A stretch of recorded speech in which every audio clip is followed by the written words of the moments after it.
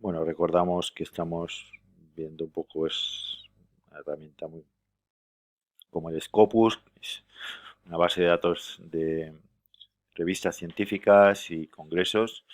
No incluye lo que son patentes, eso ya lo veremos en vídeos posteriores. Y cómo podemos hacer una evolución de esas tecnologías, cómo saber dónde se aplican, ¿no? Si esas tecnologías están repuntando, están en decaimiento y estamos viendo una serie de ejemplos prácticos, ¿no? Hemos visto que es hardware neuromórfico, que es un poco, simplemente como comentario, es un poco el trabajo de mi grupo de investigación, um, es la implementación de redes neuronales en sistemas hardware de forma que se optimiza la energía, la velocidad de operación, las prestaciones en general, lo que es la eficiencia energética. Vemos otras tecnologías como oh, prometedoras, ¿no? Es decir, prometedoras en el sentido de que se ve que están en crecimiento exponencial, ¿no? De que cada vez hay más gente que se implica, o más grupos de investigación que se implican en el estudio de estas técnicas.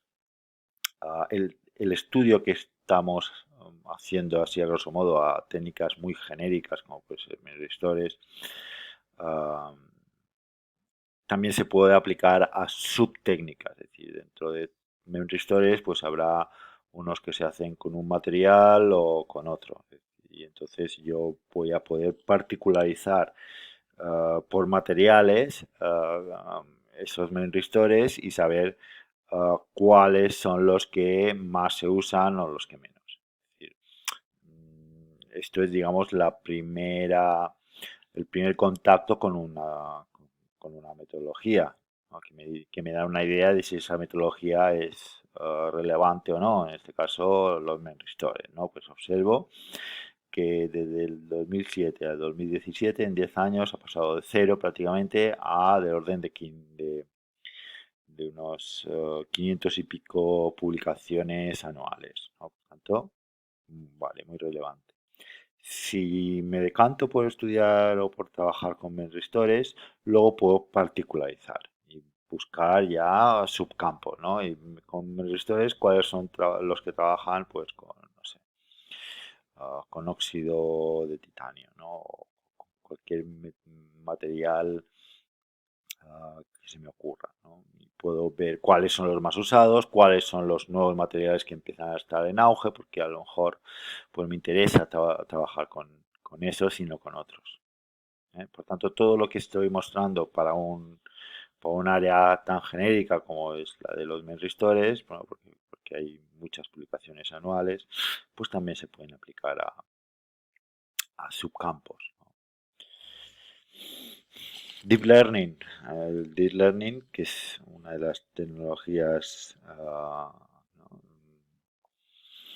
que han repuntado más en los últimos años y que están revolucionando pues, infinidad de campos, uh, y que consiste en una red neuronal multicapa, es decir, voy a tener una estructura que se conoce como una red neuronal feed-forward, uh, en donde cada capa recibe las salidas de la capa anterior y proporciona sus salidas a la capa siguiente.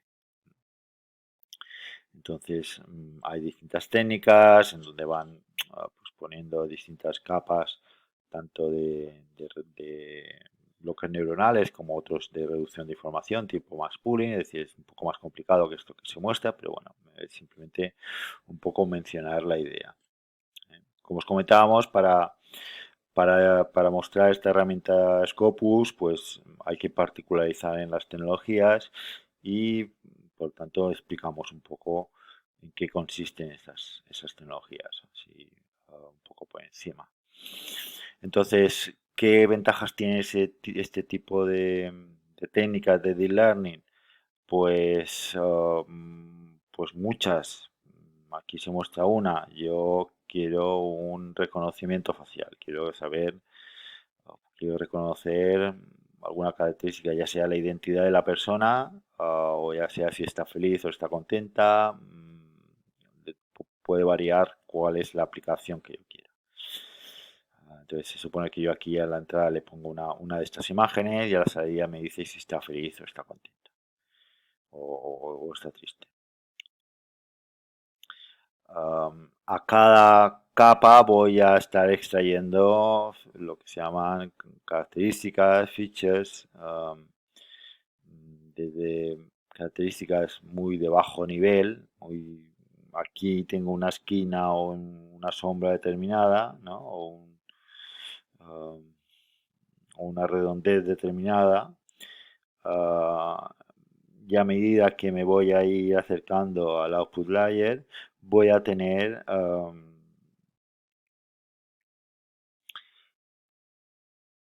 digamos, clasificadores que se fijan en cosas más globales. Esto se fija en un punto determinado de mi foto. Estas se fijan en áreas un poco más extensas. Estas últimas se van a fijar más en una situación global, ¿no? Es decir, a medida que me acerco al output layer, la información es más de alto nivel. Entonces el deep learning sirve, pues, como os he comentado, para muchas cosas. Aquí por ejemplo, esto es extraído del artículo que, digamos, dio el empuje final a lo que es el deep learning, lo que es el desarrollo de la AlexNet. Y aquí vemos un poco sus aplicaciones a nivel de una base de datos, que es el ImageNet, donde hay muchas fotografías de distintas categorías, que si leopardos, que si container chip. Creo que hay alrededor de unas 1000 categorías distintas. Y este es el resultado de la salida de la red neuronal, ¿no? Es decir, aquí está viendo que es un container chip y su segunda opción es un bote salvavidas, ¿no? Es decir, aquí está visualizando un scooter, ¿no? Y su segunda opción es un go-kart. Bueno, aquí está visualizando un leopardo y su segunda opción es un jaguar. Tercera es un leopardo de nieve o sea, etcétera, ¿no? Y vemos, por ejemplo, aquí me está fallando, ¿no? Porque dice que es o un dálmata o son uvas, cuando son cerezas. Bueno, también hay un dálmata aquí, ¿no? Con lo cual se podría pensar que la categoría podría ser más, es una categoría ambigua, etcétera, ¿no? Es decir, esto es simplemente como ejemplo de lo sorprendente que es el deep learning. Y aquí vemos una evolución clarísimamente exponencial, ¿no? Estos días de coronavirus hemos visto muchas gráficas exponenciales, ¿no? Por desgracia. Aquí aquí visualizamos pues esa curva exponencial, ¿no? de deep learning. Por tanto, pero ya no es una curva de pioneros de visionarios, ¿no? Es una curva en la cual aquí se están publicando del orden de 5000 publicaciones anuales. Es decir, y eso ya cuando se hizo esta gráfica, eso es hace un par de años. Que aquí ahora será mucho más acusada. Por tanto, aquí ya es algo que pues, de cada vez más gente, de cientos de distintas disciplinas, se pone a dominar esas técnicas. El CRISPR, que son técnicas de edición de ADN, que mediante unas enzimas las cuales las utilizo como tenazas, las voy a utilizar para editar, para poder cambiar lo que es um, los pares de bases que tengo en mi código genético. Um, ¿no? Y que es una de esas técnicas rompedoras que supone que en breve se dé un premio Nobel a los desarrolladores de esas técnicas, ¿no? Pues lo mismo, del orden de 2000 anuales, ¿no? Es una técnica que también está en auge. Bueno, vamos a ver algunas que no están tan en auge. El CMOS es la tecnología digital actual, que lo que utiliza son transistores MOS tipo P y tipo N de forma complementaria para implementar circuitos digitales. Más del 90% de la electrónica digital utiliza dispositivos CMOS. Y aquí vemos la evolución con el tiempo.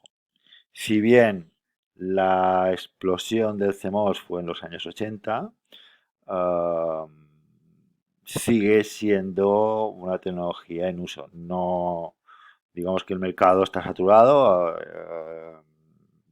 Vamos a ver, hay 8.000 trabajos anuales, es decir, hay centenares de grupos que utilizan CMOS en alguna de sus formas.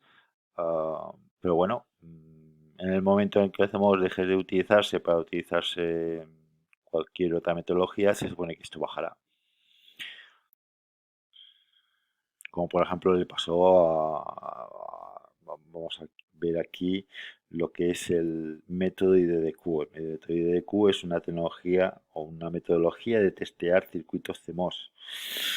Aquí ya estamos en una subtecnología del CMOS. Esto es un inversor CMOS, donde yo tengo la entrada, una entrada booleana, y a la salida tengo otro booleano que es la contraria de la entrada. De forma que si esto es verdadero, esto sea falso y viceversa. Y esto se implementa mediante dos transistores, uno P y uno N, de forma complementaria. Y cuando uno está cerrado, el otro está abierto y viceversa.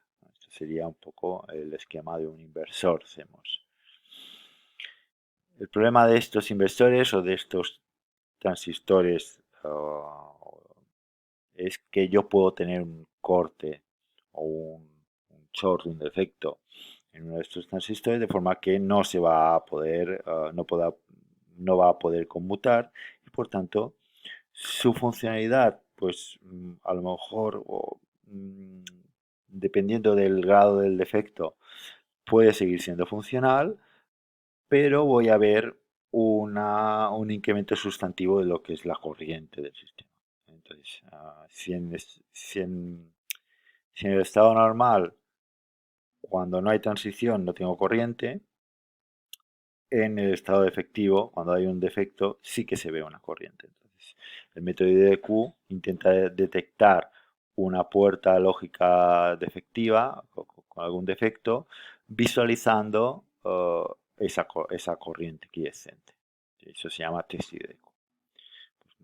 Buscamos el test IDQ, vemos cuál ha sido su evolución desde los 90 hasta reciente y vemos un poco esa curva que os comentábamos, ¿no? Desde que se empieza a implementar a principios de los 90, cuando llega a su auge, ¿no? Y luego como poco a poco ha sido abandonado por otras técnicas.